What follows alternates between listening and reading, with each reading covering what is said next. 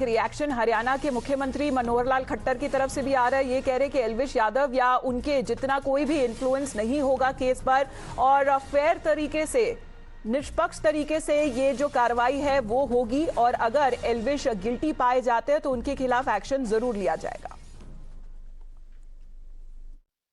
ये विषय चूंकि एक नया विषय उठा है, उनके खिलाफ जो एक्शन करना है तो पुलिस ने करना है, हमारा उसमें कोई कहना नहीं है, ना प्लस में ना माइनस में। जो इन्वेस्टिगेशन होगा, दोष होगा तो जरूर उनको सजा मिलेगी।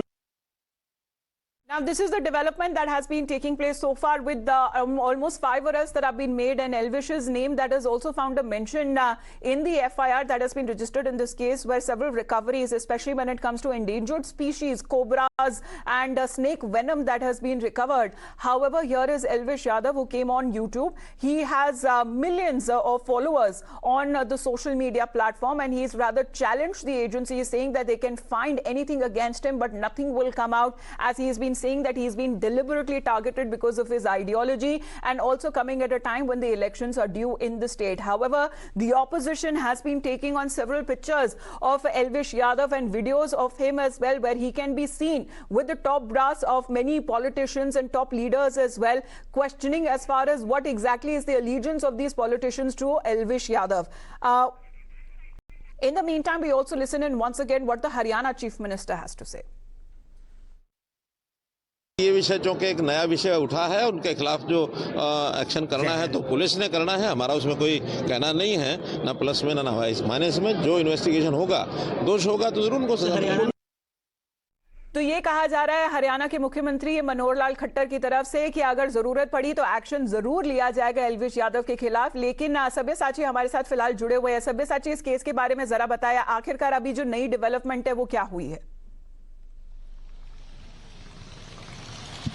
जी बिल्कुल, देखिए इस समय हम सेक्टर 49 का जो पुलिस स्टेशन है उसके सामने ठीक खड़े हैं और देखिए इस पुलिस स्टेशन के जो आईओ हैं जो इस पूरी इन्वेस्टिगेशन की जांच कर रहे हैं, उनके ऊपर कहीं ना कहीं आरोप लग रहे हैं कि इस केस को लेके कहीं ना कहीं बड़ी लापरवाही जो है वो बरती गई है।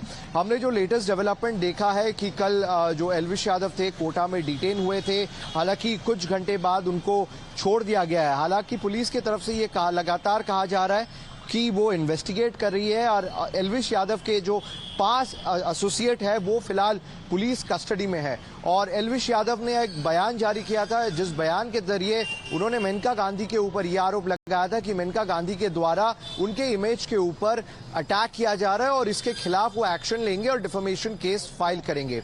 लगातार हम देख रहे हैं कि नोएडा पुलिस के ऊपर कहीं ना कहीं उंगलियां उठ रही है कि जिस तरीके से इन्वेस्टिगेशन जा रहा है, क्योंकि जिस दिन ये 5 एल्विश यादव के जो 5 एसोसिएट है अरेस्ट हुए थे, एल्विश यादव का नाम भी आया था, तो कहीं ना कहीं लग रहा था कि एल्विश यादव को भी समन भेजा जाएगा, उनसे भी पूछताछ की जाएगी, बट वो फिलहाल अभी तक होता नजर नहीं आ रहा है। जी धन्यवाद आपका सब्यसाची हमारे साथ जुड़ने के लिए। तो फिलहाल अभी ये अपडेट सामने आ रहा है कि 5 गिरफ्तारी तो हो चुकी है इस केस में, रिकवरीज भी हो चुकी है इंडेंजर्ड स्पीशीज की, लेकिन साथ ही साथ एल्विश यादव का जो नाम FIR में सामने आ रहा है उनकी फिलहाल गिरफ्तारी नहीं की गई है पुलिस की तरफ से।